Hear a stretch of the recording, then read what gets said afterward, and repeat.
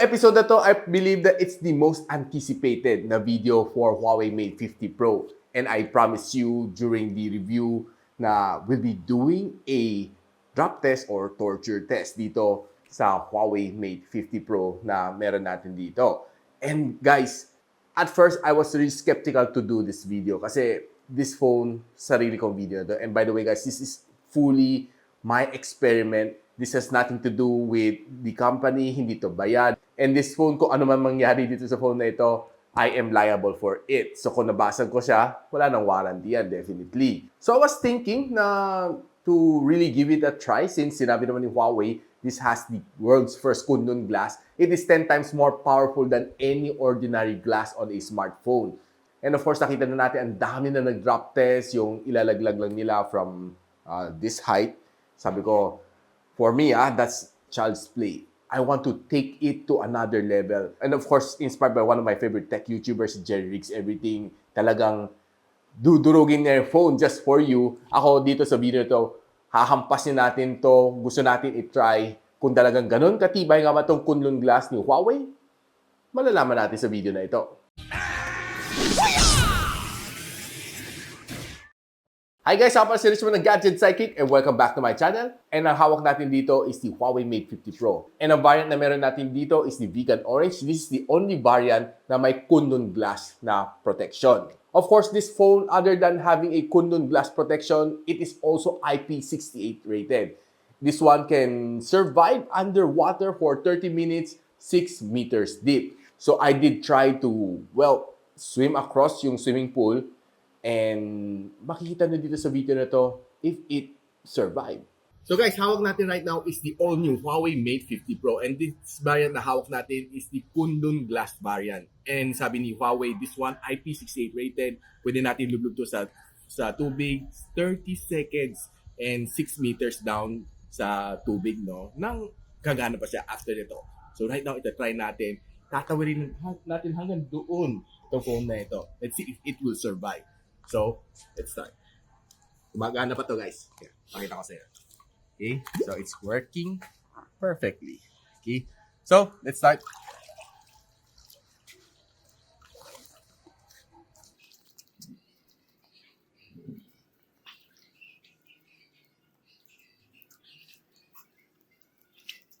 Okay guys, nakatawid na tayo. Ay kita natin basa-basa itong phone. No? So dahil sa oleophobic coating niya, kita mo mga water droplets, hindi siya kumakapit. No? So, right now, punasan lang natin. No?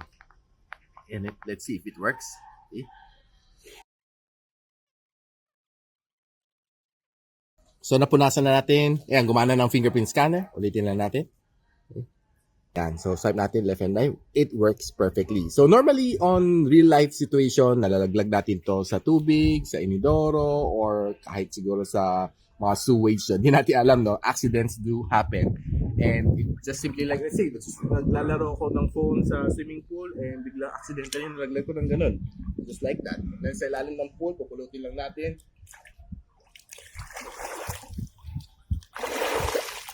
Ganun lang. Okay? So, gasolin natin.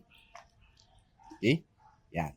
Kita natin, it's really working. IP68 rated na Huawei Mate 50 Pro na water drop test, success. And of course, on the second test, it's a drop test. Of course, ako personally, hindi ako naglaglag nito. Ginalit ko ang aking asawa para siya maglaglag. Tinitingnan ko kung mag-survive to sa mga galit na misis o hindi. Check this out. Saan mo na? Sa office. Office sa kanisi? Oo naman. Bawal ba? Nakita ko sa table mo meron nag-text sa'yo. Sino to si Lisa? Lisa? Oo. Tsaka ano to? Bagong cellphone? Oo. Yan yung bagong Huawei Mate 50 Pro. Bago na naman? Makalimutan na. Oops. Ano ba yan? Kaya ka lang ng phone eh. Sorry ah. Hindi marunong sumawi. Buti na lang. Buti na lang walang crack pa. Bayan, kabago-bago lang. Nilaglag mo lang. Ikaw kaya hindi mo sinalo na maayos. Ano ba yung Lisa na yan? Ay, buti na lang. Itong Huawei Mate 50 Pro, meron siyang Kunlun glass. Pag dinadrop mo ng ganon, wala lang. Kayang-kaya na i-sustain. Buti na lang, hindi ko sinabi sa'yo. And that's it. This is the Huawei Mate 50 Pro with Kunlun Glass. Drop test with Wi-Fi. Success. Now on the third test, it's getting more exciting. I know na ang drop test, flat ang surface. Ang bagsak mo buo, equally spread ang impact dito sa phone na ito. So we did try the next one. Tinitingnan natin kung ang single point ng impact, like smashing a walnut, medyo matigas yan. Alam niyo guys, ang walnut is quite hard. So, hindi lang isa, hindi lang dalawa. Ginawa natin, naghampasan ng 5 walnut. Sunod-sunod. Tinignan natin kung kaya ba i-survive ni Huawei Mate 50 Pro, ni Kunlun Glass. So guys, after natin mag-drop test nitong Huawei Mate 50 Pro na may Kunlun Glass, then next, pinaswimming natin dito sa pool, dito sa likod natin. Next is to do a walnut smash test. Tiyan natin kung mag-survive siya. No? I'll be smashing itong 5 walnut dito sa aking table. And let's see if it will survive. 5 kasi 50. No? So, kita natin, may 50 Pro. Still working perfectly. And binili ko ng mga walnut from all the way from China. Kasi walang walnut dito sa Pilipinas. So, quickly smash lang natin itong 5. Okay? Let's start. Okay, let's...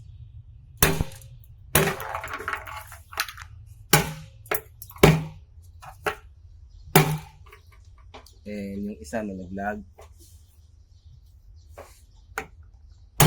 Okay. Yeah. Ito natin wasak yan mga walnut. And punasan na natin. Fingerprint, check. Working. Very good. It's working perfectly. Tingnan natin kung may crack. Wala. Yung original na screen guard lang niya na medyo umangat konti. But everything is still working perfectly. So guys, after nitong walnut crack test natin, we can see na after ni-smash natin itong 5 walnut dito sa ating table, the phone is still okay. Intact pa rin siya. Yung makita na kunting bubble sa kanya is basically yung kanyang screen protector na nakatigit sa kanya na umangat konti. But basically, the phone is still okay, working perfectly. Wala siyang lamat and walang crack. So, the walnut test nitong Huawei Mate 50 Pro with Kunlun Glass, success. And of course, for my final torture test, ito masaya. Isipin mo pumunta ka ng gubat and meron kang hawak na watermelon. Yes, that's your only food. Wala kang kutsilyo, wala kang any other utensil except dala mo si Huawei Mate 50 Pro. Now, given that it has a Kunlun Glass, tinry natin gamitin to pang crack open ng watermelon. Ano tingin nyo guys? Si watermelon magka-crack o si Huawei Mate 50 Pro? So guys, hawak ulit natin si Huawei Mate 50 Pro. And after 3 test, nakita natin the phone is still working perfectly. Dinrap test natin, nilaglag natin sa tubig, and pinanghampas natin ng walnut. It has survived every single one of those torture tests. And we'll be doing the final test dito. Isipin natin na sa jungle tayo and meron ka nakitang melon. But wala kang kutsilyo you have nothing. But you have your Huawei Mate 50 Pro. Papakita ko sa inyo na this one can crack open itong watermelon here on my table.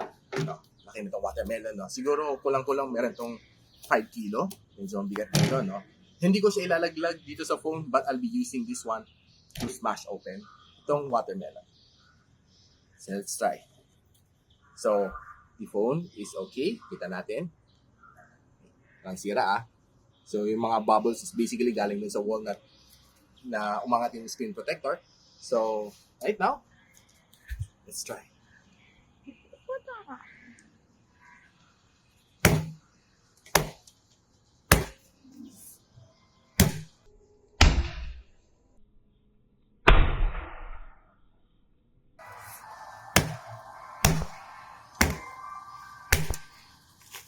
Yun!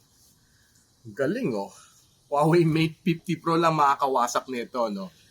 Grabe ang tibay na itong Kunlun Glass. Ayan, kita natin, no? It's still okay. Working perfectly. Okay, wala akong nakitang lamat, And basically, the phone is still okay. Siguro kailangan ko lang palit ng screen guard after nitong torture test na ito. But everything is still okay.